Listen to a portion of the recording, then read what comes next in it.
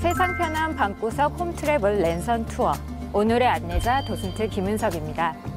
오늘은 덕수궁 옆에 위치한 서울시립미술관의 전시를 소개하고자 하는데요. 소개해드릴 전시는 바로 최민 컬렉션 다르게 보기입니다. 최민 미술평론가는 미술을 배우는 사람들에게 필독서인 곰브리치의 서양미술사를 옮긴 번역가이자 시인, 또 교육자 등으로 활동했는데요.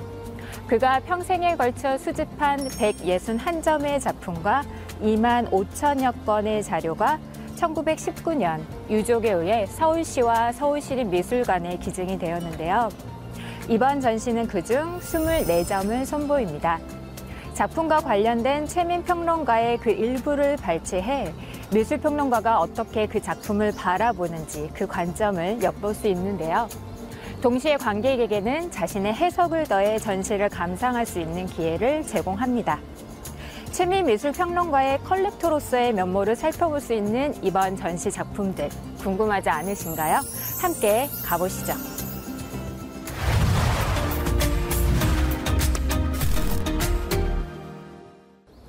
네, 처음으로 저희를 마주하는 작품은 민정기 작가의 작품들입니다. 그중 들꽃 1을 먼저 만나보겠습니다. 민정기 작가가 경기도 양평군 서울리에 거주할 당시 화실로 가는 길에 피어있던 들꽃을 그린 작품인데요. 작가는 20년가량 서울리에 머물면서 눈에 들어오는 세밀한 것들에서 소소한 기쁨을 느낄 수 있었다고 합니다. 이 작품의 들꽃 역시 하나의 소재였다고 하는데요. 이 작품이 출품된 개인전의 안내 책자에는 최민 평론가의 글이 실려 있습니다. 그는 민정기는 마치 초충화해를 그린 문인 화가들처럼 작고 수수한 들꽃의 생김새에서 우주적 질서의 한 귀퉁이를 찾으려 한다. 이는 이발소 그림에 대한 그의 이전 관심의 연장일 것이다 라고 작품을 평했습니다.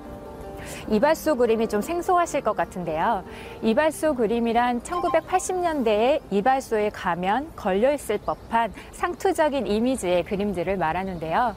민정기 작가는 친숙하게 다가오는 이 이발소 그림과 같이 미술이 일상의 언어처럼 대중과 소통하는 도구의 역할을 하길 바랬습니다.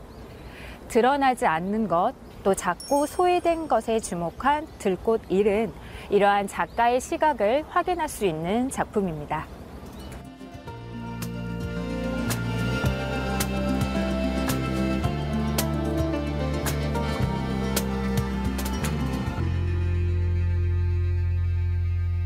이어지는 민정기 작가의 묵안리와 무감동천은 양평으로 거주지를 옮긴 작가가 옛 마을과 지형을 탐구하고 그린 작품입니다.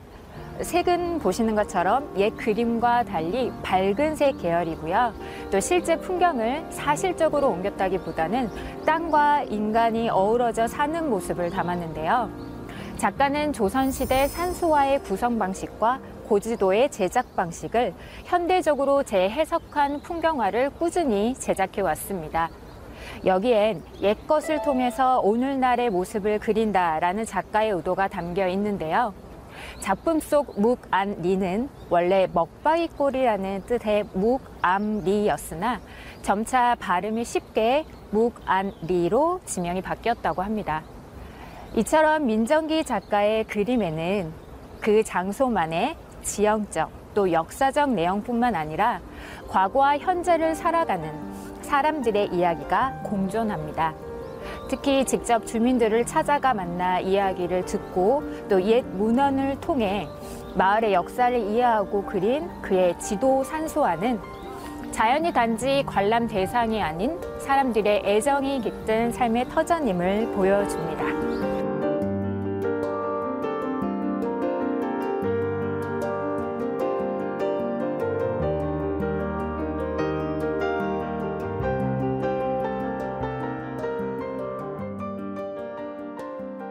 네, 주재한 작가의 계단을 내려오는 봄비 최민시 폭포라는 작품입니다.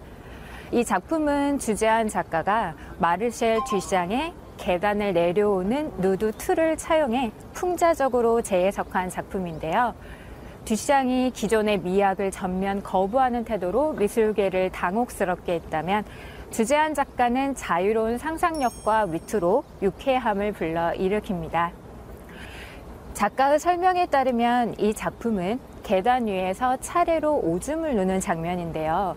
검은 형상은 허리를 살짝 숙인 채 계단 위에서 소변을 보고 있는 모습입니다. 작가가 봄비라 칭한 이 오줌 줄기는 아래로 갈수록 합쳐져 점점 굵어지는데요. 결국 계단 아래 서 있는 사람의 머리 위로 봄비가 쏟아집니다. 작가가 표현한 계단과 봄비는 권력의 위계 질서를 풍자하는데요. 이는 계급사회에 대한 은유이기도 합니다. 이 작품에서 인물 아래 계단 한 칸씩마다 최민 평론가의 시 폭포의 구절이 오려 붙여 있는데요. 시의 제목인 폭포는 위에서 아래로 움직이죠. 하지만 작품 속 시의 구절은 아래에서 위로 올라가며 읽히는 것을 보실 수 있습니다. 주재한 작가의 아들은 영화 신과 함께 원작 웹툰을 그린 주호민 작가로 2021년 서울시립미술관에서 호민과 재환이라는 제품의 작품전을 함께 진행한 바 있습니다.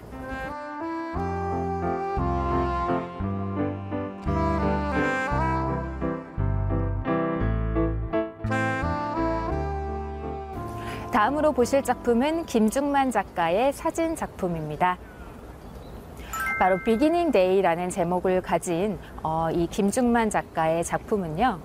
한국, 아프리카, 필리핀, 태국, 괌 등 세계 각지를 여행하며 20년간 렌즈에 담아온 꽃 사진입니다. 작가는 꽃의 형태를 클로즈업으로 포착해 화려하고 또 매혹적인 꽃의 아름다움과 함께 생명에 대한 열정 등을 표현했는데요. 그는 꽃의 원초적이고 신비로운 느낌을 극대화하기 위해 바탕을 검은색, 붉은색, 흰색 등으로 배치하고 때로는 꽃의 수분이 마를 때까지 기다려 촬영을 했다고 합니다. 김중만 작가에게 꽃은 현대인들에게 은폐되거나 지나치게 은유되곤 하는 에로티시즘을 드러내는 방식이기도 합니다. 이를 통해 작가는 인간의 욕망을 진솔하게 나누고 배려하고 또 공유해야 한다는 자신의 생각을 전달합니다.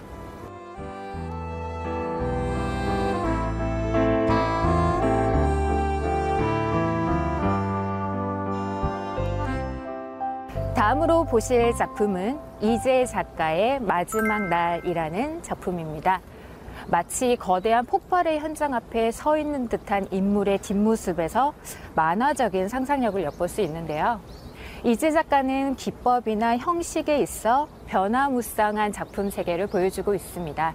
이 작품 역시 타공된 3개의 나무 패널을 주문 제작하고 여기에 검은색 테이프 커팅으로 윤곽선을 묘사해 만화의 한 장면과 같은 효과를 의도했는데요. 특히 이 작품을 제작할 당시 다가올 미래에 대한 고민을 바탕으로 작업을 진행했다고 합니다.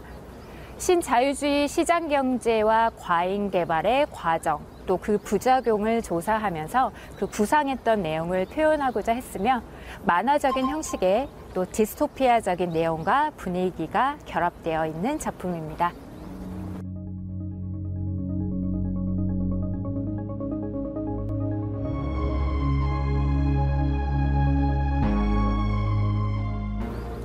네, 작품 여기는 공사가 진행된 철거 현장과 같은 주변에 특별할 것 없는 풍경을 담고 있습니다.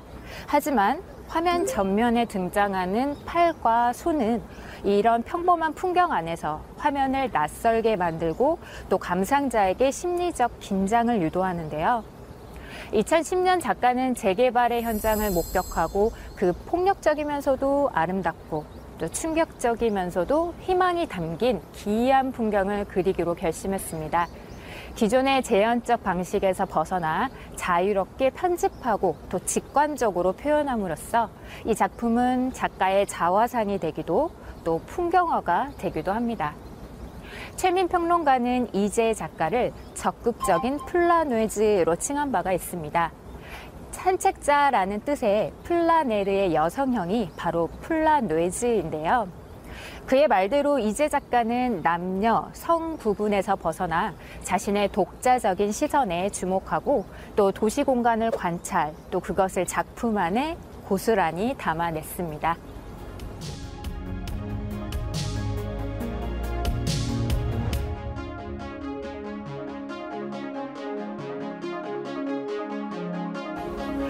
다음으로 보실 작품은 방정아 작가의 되돌아갈 수도 없고입니다. 눈 온 뒤 며칠이 지난 산을 등반했었던 작가의 경험을 담은 작품입니다.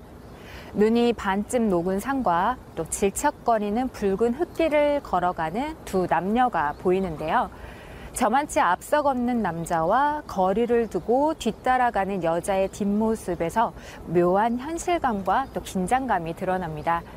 작가는 이 작품을 제작할 당시 30대 중반 무렵이었고 또 결혼 생활과 가정, 작가로서의 삶에 대한 고민 등이 깊어지던 때였다고 합니다. 작품 제목 되돌아갈 수도 없고는 이러한 고민의 상황을 반영했는데요. 남녀의 물리적 거리만큼이나 심리적인 거리를 짐작할 수 있고 또 어지럽게 뻗은 앙상한 나뭇가지들이 창백한 푸른색 눈, 그리고 붉은색 흙길과 어우러져서 불안감을 증폭시키는 그런 작품입니다.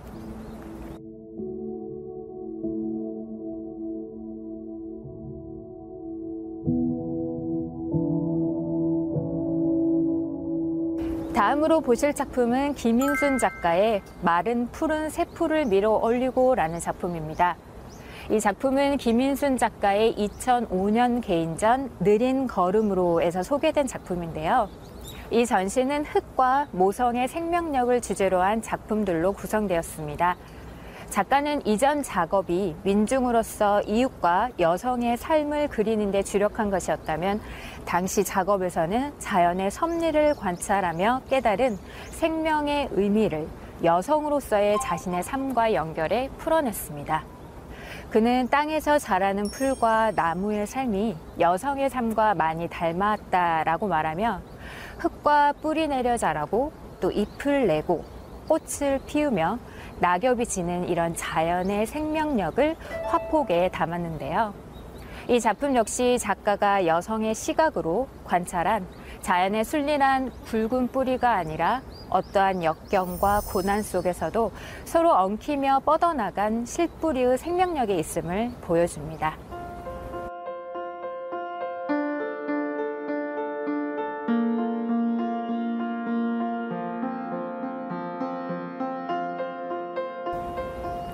이번에 보실 작품은 최경환 작가의 우위천변입니다.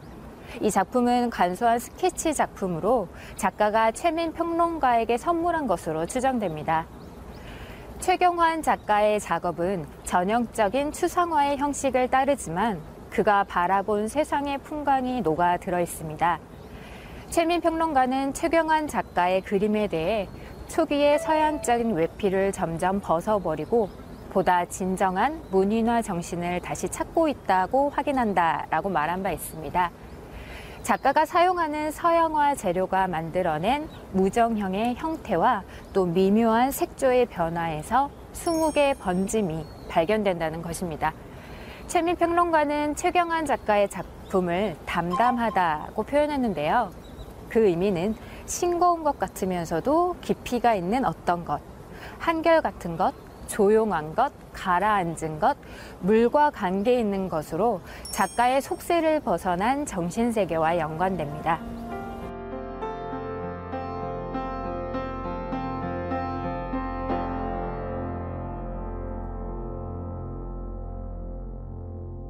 다음으로 보실 작품은 정인숙 작가의 분단풍경 시리즈 중 하나인 강원도 주문진에서 남해 사이라는 사진 작품입니다.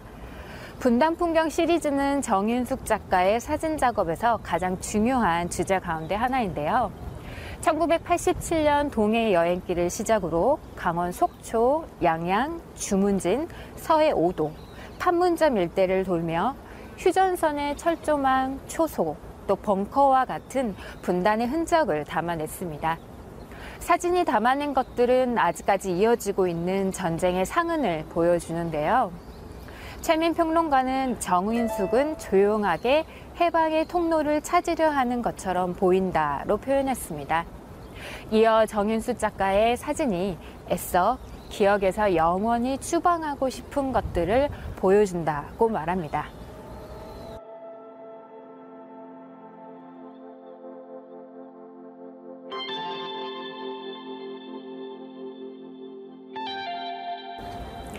다음은 김중만 작가의 Five Days of Beijing, China라는 사진 작품입니다.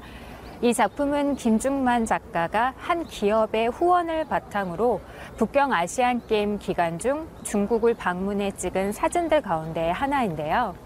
당시 김중만 작가는 선수들의 모습과 또 중국의 풍물을 주제로 작업하였는데요. 그중 이 작품은 중화인민공화국의 국기인 오성 홍기의 일부를 찍은 것입니다. 강렬한 붉은색 바탕은 초록색 액자와 보색 대비를 이루고요. 금색의 큰 별과 또 3개의 작은 별은 세로 방향으로 놓여서 사실상 일국의 국기가 갖는 위상과는 전혀 다른 느낌을 줍니다. 작품 뒷면에는 최민 평론가의 건강을 기원하는 작가의 메시지와 함께 1990년 10월이라는 날짜와 서명이 있어서 그에게 선물한 작품으로 추정됩니다.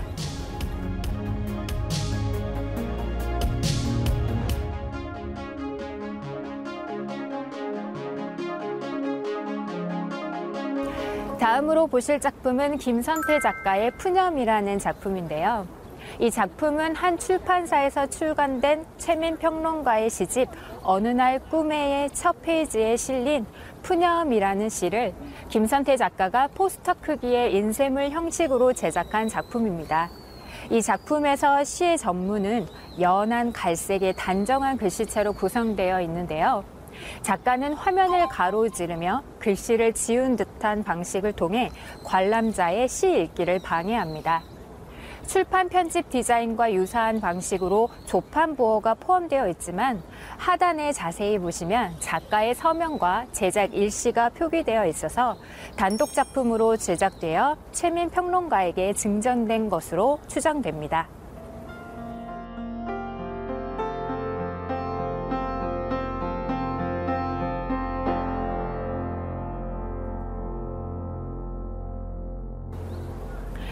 네, 이번에 보실 작품은 김영수 작가의 2004년 또 도는 섬 시리즈 중의 하나인 인천 웅진군 서현평도입니다. 네, 이 시리즈는 1997년부터 2004년까지 작가가 남도 해안의 80여 개 섬을 다니며 촬영한 풍경을 담고 있습니다.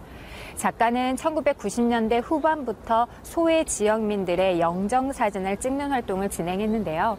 당시 산간 지역, 섬 등을 돌아다니는 과정에서 다양한 장면들을 담아낼 수 있었습니다. 작가는 자신을 태우고 섬으로 들어갈 배, 또 배 안의 선실, 섬에 들어가 영정사진을 찍고 다시 배를 타고 나오기까지의 기다리는 시간의 틈새들을 기록했는데요. 바다를 가르는 배, 파도에 부딪히는 돌, 선실창을 타고 내리는 빗방울 등 그의 눈앞에 허락된 것들을 유연한 태도로 찍었습니다.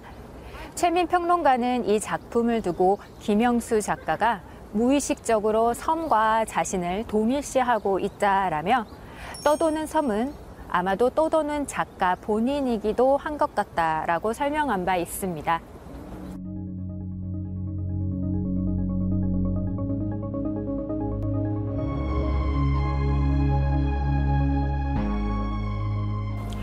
이번에 보실 작품은 김윤기 작가의 시간의 초점이라는 작품입니다. 이 작품은 작가로서 명성을 얻은 초기 시절 작품으로 사진과 같은 사실적 묘사가 두드러지는데요. 작가는 사진 속의 장면을 그림으로 다시 그려냄으로써 재현의 재현이라는 동시대 미술의 방식을 활용했습니다.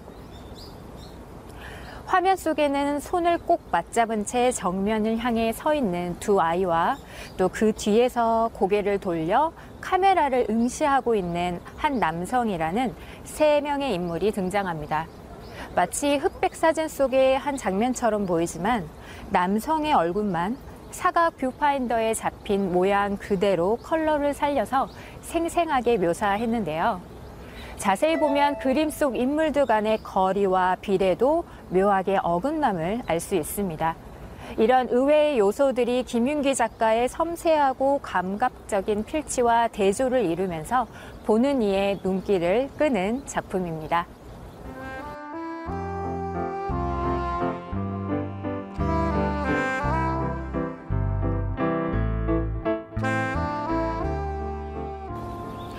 다음으로 보실 작품은 모하메드 조아의 제목 미상이라는 작품입니다. 이 작품은 동화적이면서 불길한 느낌이 공존하는 회화적 특성을 보여주는 작품 가운데 하나인데요.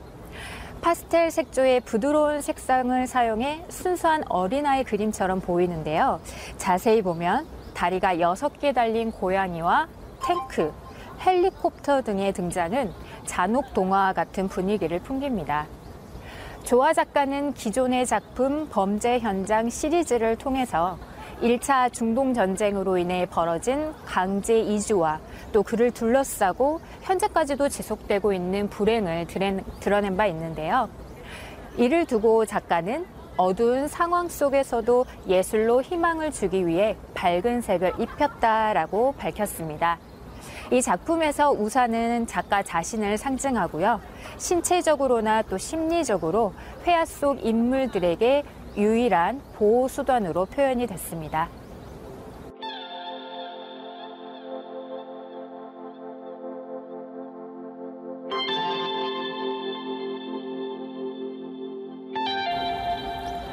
다음으로 보실 작품은 여운 작가의 제목 미상입니다. 특이하게도 이 작품은 캔버스나 종이가 아닌 부채 위에 아크릴 물감으로 그려진 작품인데요. 이 작품은 1980년대 중반을 전후로 활발하게 제작한 작가의 미나풍의 회화 작업을 떠올리게 합니다. 당시 여운 작가는 신화, 궁중 장식화, 또 미나 등을 재해석해서 현대의 사회상을 담아낸 작업을 선보였는데요. 부채 위에 아크릴 물감으로 용을 그렸는데 1980년대 한지의 아크릴 물감 등을 활용한 작업에서 구사되었던 작가 특유의 필치와 또 자유롭고 호방한 기운이 느껴지는 작품입니다. 최민 평론가에게 줄 선물용으로 제작된 것으로 보입니다.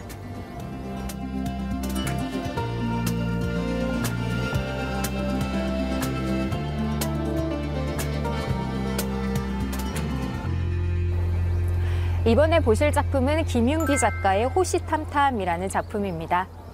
이 작품은 목판으로 새긴 호랑이가 찍혀있는 작품인데요.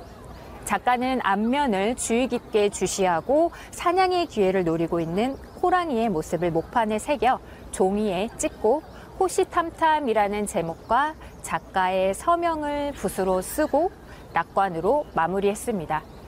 김윤기 작가는 1990년대 초중반 사실적인 경향의 아크릴 작업을 주로 보여주었는데요. 이후 이 작품에서처럼 한지의 먹, 목판화 등 다양한 소재를 사용해 왔습니다. 이 작품에 제작되었던 같은 해 민정기 작가가 건강이 좋지 않았던 최민 평론가에게 호랑이를 그려 전달했다는 점에서 비춰볼 때 김윤기 작가도 새해 인사를 전하고자 이 작품을 최민 평론가에게 선물했을 것으로 추정됩니다.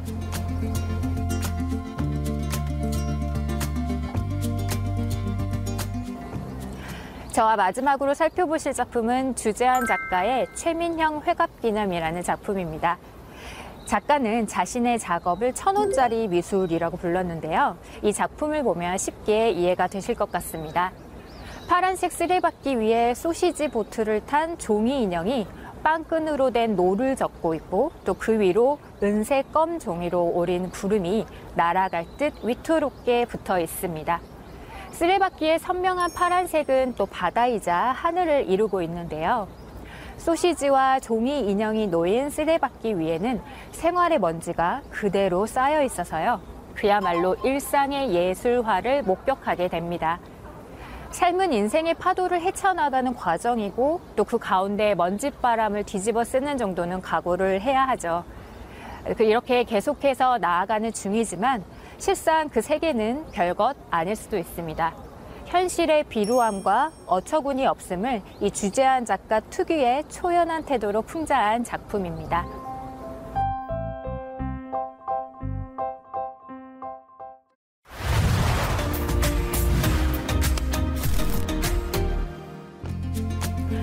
네, 오늘 저와 같이 최민 평론가가 평생을 걸쳐 수집한 작품들 중 일부를 돌아보셨는데요. 어떠셨나요? 최민 평론가는 작가의 삶과 작품을 완전히 분리해서 보는 것에 회의적인 입장을 드러낸 바 있습니다.